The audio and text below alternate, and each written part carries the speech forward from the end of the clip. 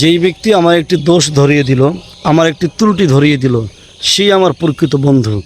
তাকে যদি আমি বন্ধু বানাতে পারি তাহলে আমার জীবনটা অনেক বেশি সুন্দর হবে। কেননা আমার ভিতরে যে ত্রুটিগুলো রয়েছে সেগুলো তো আমি দেখতে পাই না। যেই ব্যক্তি আমার ত্রুটি ধরিয়ে দিল, আমার দোষ ধরিয়ে দিল, সেই তো আমার প্রকৃত বন্ধু। কারণ সে আমার অনেক বড় উপকার করেছে। আমি যদি সেটাকে ভালো হিসেবে গ্রহণ করতে পারি তাহলে দেখা যাবে আমার ভিতর থেকে হিংসা, অহংকার, বিদ্বেষগুলো আস্তে আস্তে দূর হয়ে যাবে এবং আমি একজন পারফেক্ট মানুষ হিসেবে গড়ে উঠতে পারবো।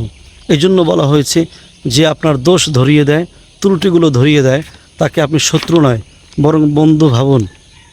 এভাবে যদি আমরা আমাদের মাইন্ডটাকে সেট আপ করতে পারি, আমাদের চিন্তা ভাবনাগুলো যদি এভাবে পরিবর্তন করতে পারি যে এই ব্যক্তি তো আমার প্রকৃত বন্ধু, কারণ সে আমার ত্রুটিটা ধরিয়ে দিল।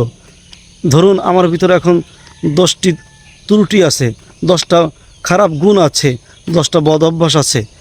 তো কেউ যদি আমার এভাবে একটা একটা করে আমার ত্রুটিগুলো ধরিয়ে দেয় তো একসময় দেখা যাবে আমি আমার সকল ত্রুটিগুলোকে যদি ভালো গুণ হিসেবে রূপান্তরিত করতে পারি তাহলে এক সময় দেখা যাবে আমার ভিতরে কোনো ত্রুটিই থাকবে না।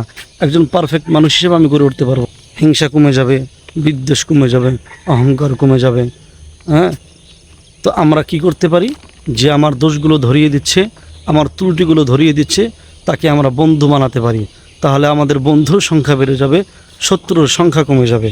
আমাদেরকে আল্লাহ তাআলা বুঝার তৌফিক দান করুক।